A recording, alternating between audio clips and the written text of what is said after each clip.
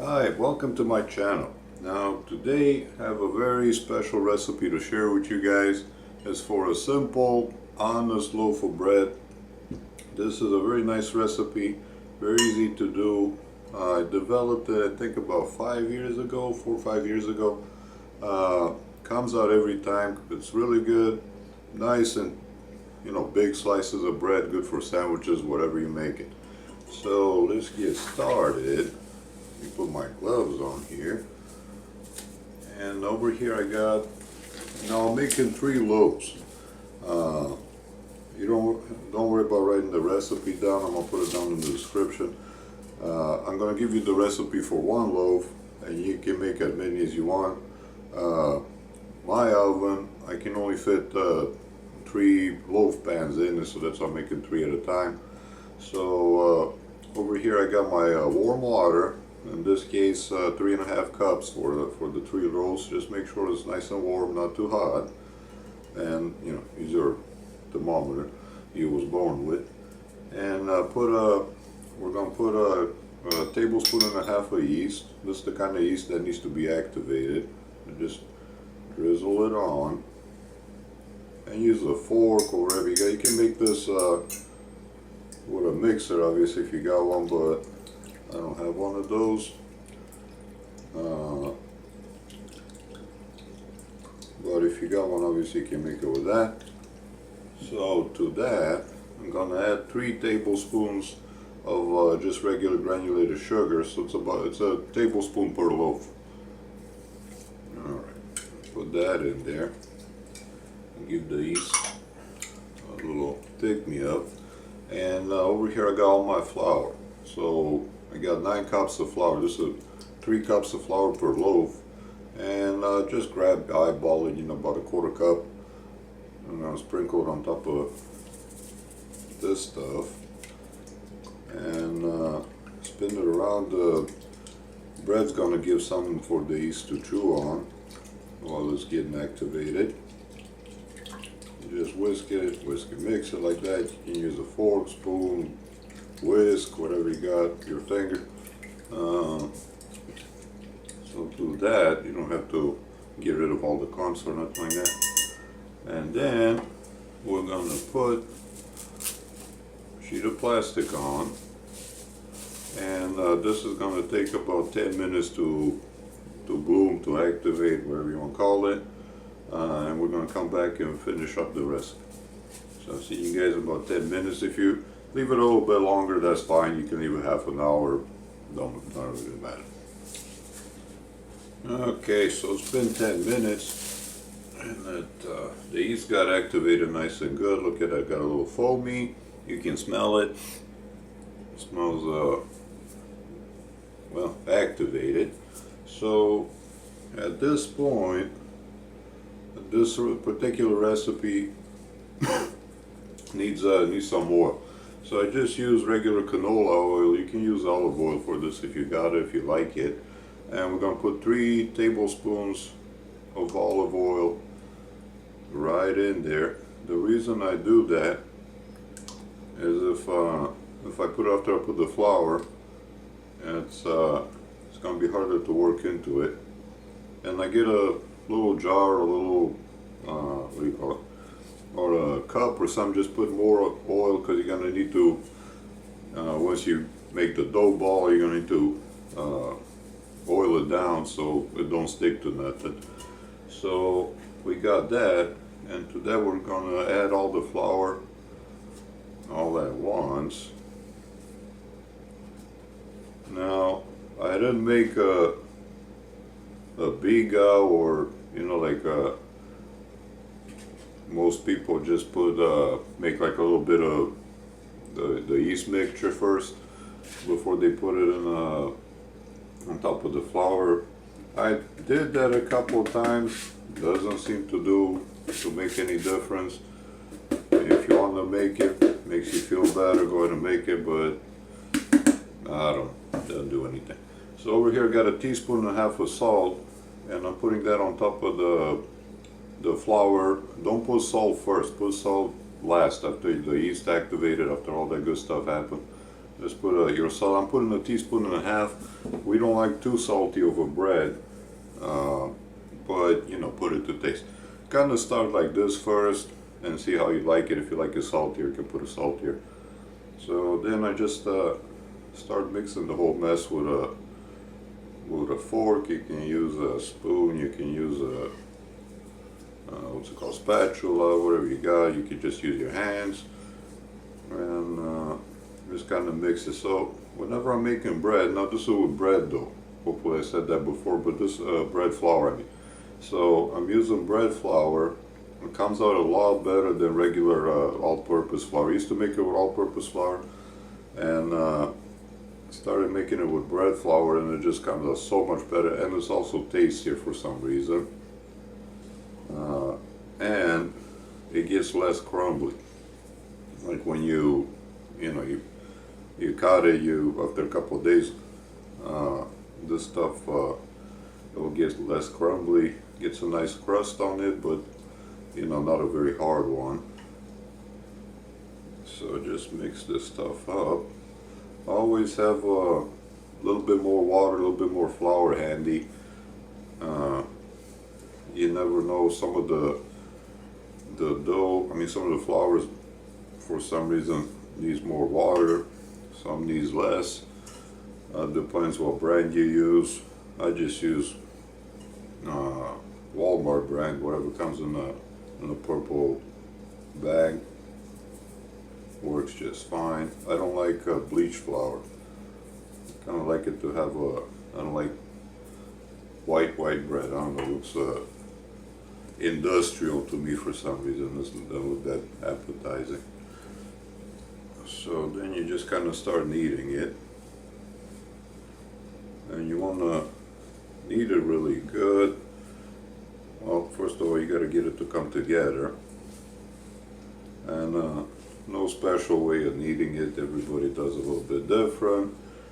The whole point of the exercise is to get everything worked in, and then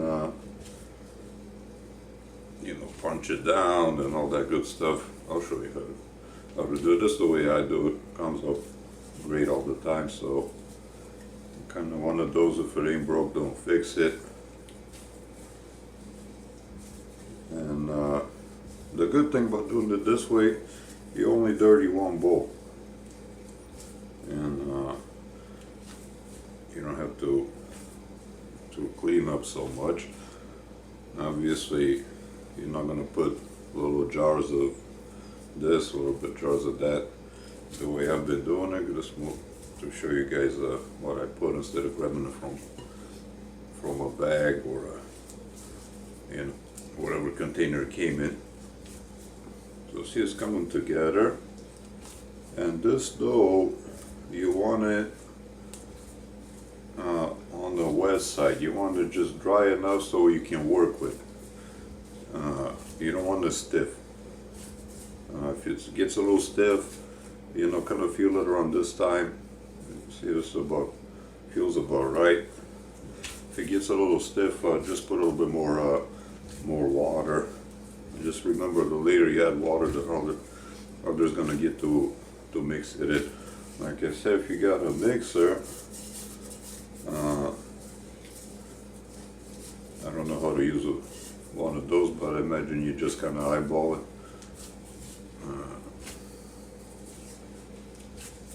So we're gonna mix it like that,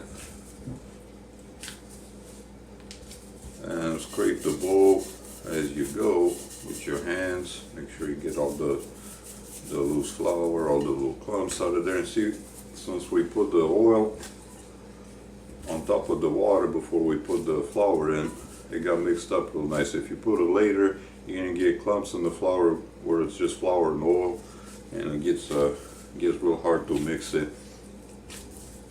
I was gonna mix it eventually, but you know, you gotta really work at it. So the dough's nice and moist. That'll make for a fluffy bread. So when you get to this point, kind of look at a clock, watch, whatever you got, and start kneading for about a good 5 minutes. You know, you don't have to go for 15-20 minutes, but a good 5 minutes. So I'm gonna go ahead and do that, then fast forward, and come back when I'm done, show you what it looks like. Okay, so probably been about 5 minutes of kneading. This dough's nice and soft. So what we're gonna do is just kind of ball it up, spread it out a little bit, and then we're gonna put just a little bit of oil and brush it on like that with your hand. The purpose of it, so the what's it called, that plastic wrap doesn't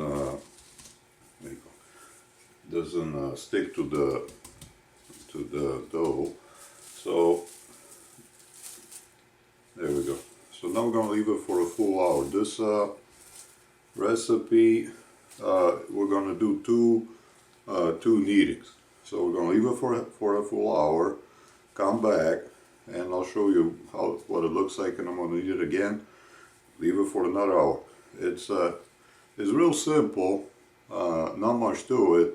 Just the kind of thing you do when you're cooking, you know, Saturday, Sunday, on the weekend, and you know, just do it throughout the day. It doesn't take much out of your time, but it does take time-wise. It does take a little bit, and you want to take all that time, and then you have a good loaf of bread at the end of the day. So see you guys in an hour. Alright, so it's been an hour, and check this out. This thing pretty much tripled in size. So just this point, tap it down, and we're gonna do the second kneading. This time maybe for a few more minutes. And see, all that dry stuff that was kind of on the sides starts getting incorporated into the dough, and the moisture goes throughout the flour. So whatever didn't come out perfect the first time,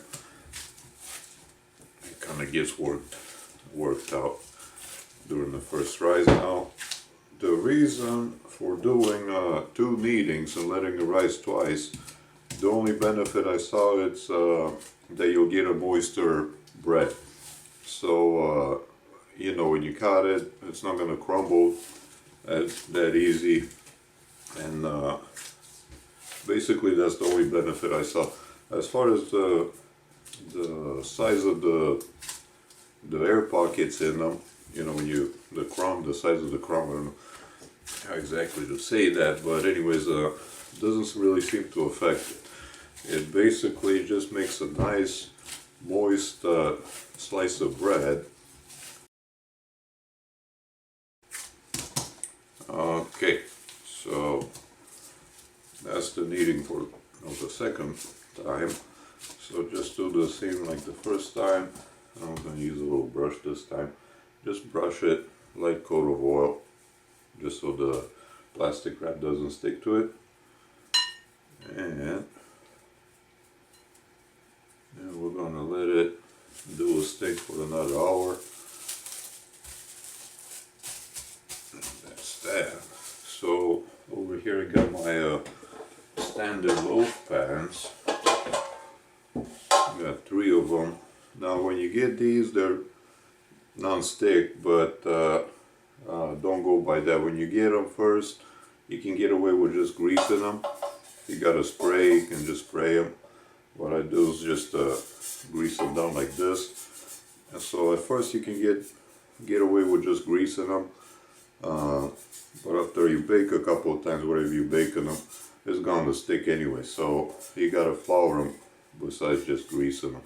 So I'll grease them, and then I'll show you how to flour them, or how I do it anyway. Okay, so I waited for these another full hour to rise nicely the second time, and I divided them into 3, since I'm doing 3 loaves. What I do, I'm not good at guesstimating weight, not good at eyeballing, and you want to be kind of sort of precise with these when you put them in your pans, not because of anything really important, except depends how how your oven elements are. If they, you got one giant one and two smaller ones, that giant one's gonna hit the top of the oven and might burn. So what you want to do after you ball them up, you just kind of give them another little knead and form them into little rectangular logs.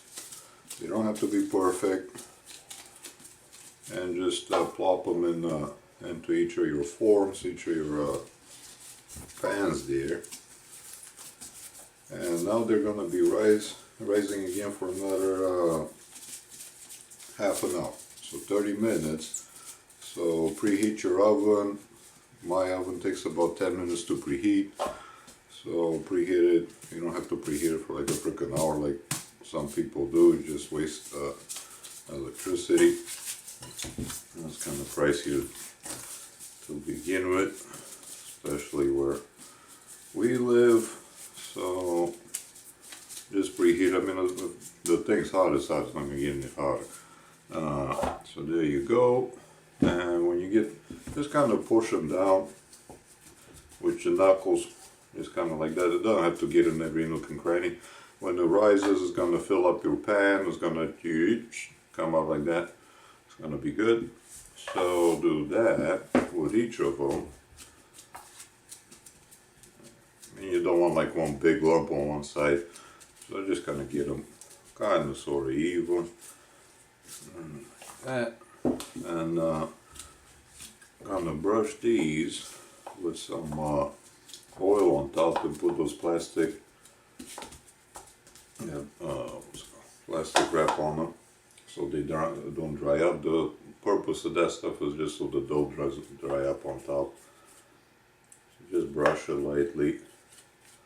Don't leave them too long. You can leave them, don't leave them longer than 45 minutes before you put them in the oven. They'll rise plenty good outside the oven. Once you put it in the oven, it's going to rise some more. Alright. I'm going to show you what they look like before I stick them in the oven. Just like so. And keep reusing the same ones.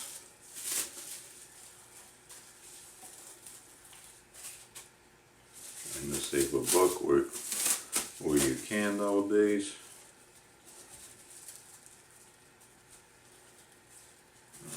Just like so.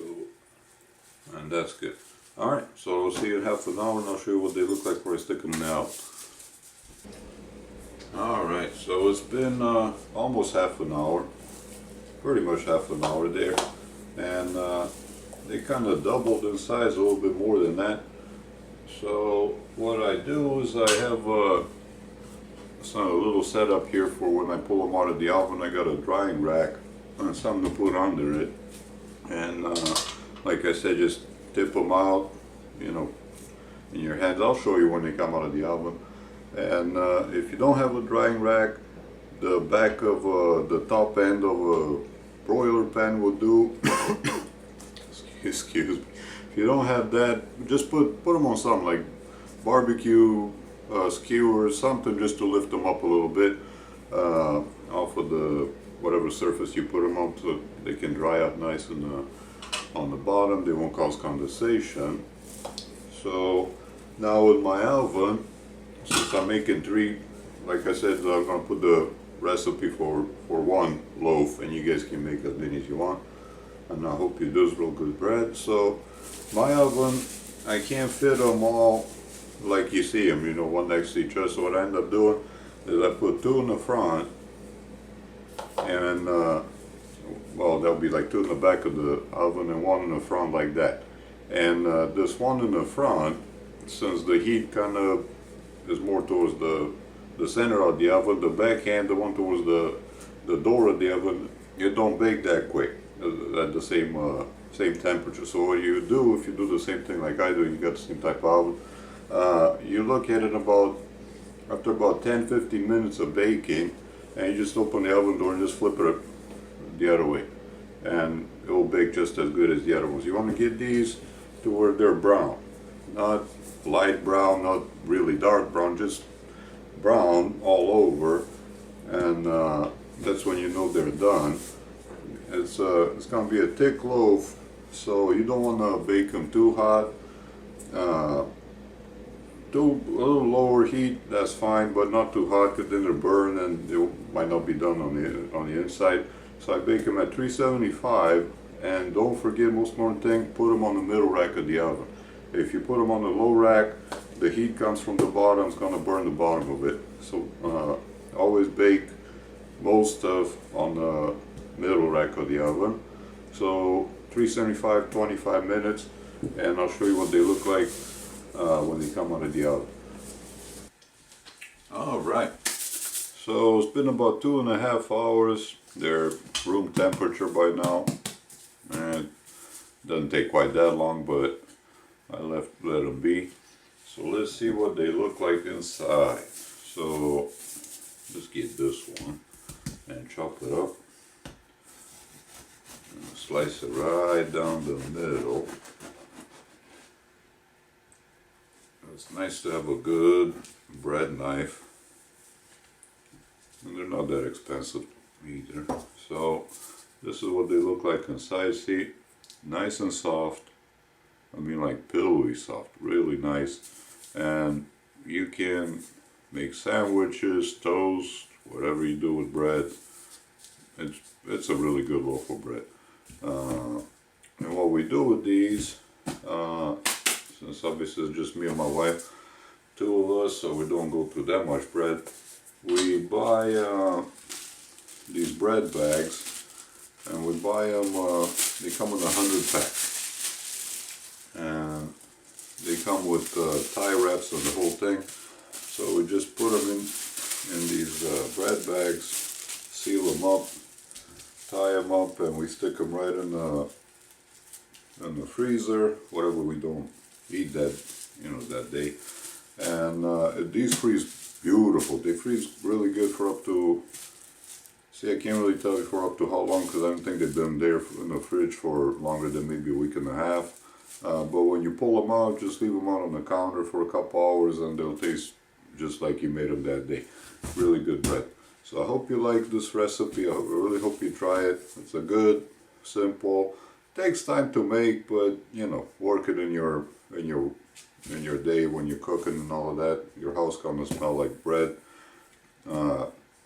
Nice good bread. I hope you guys give it a shot, and hopefully see you guys next week again for a different recipe.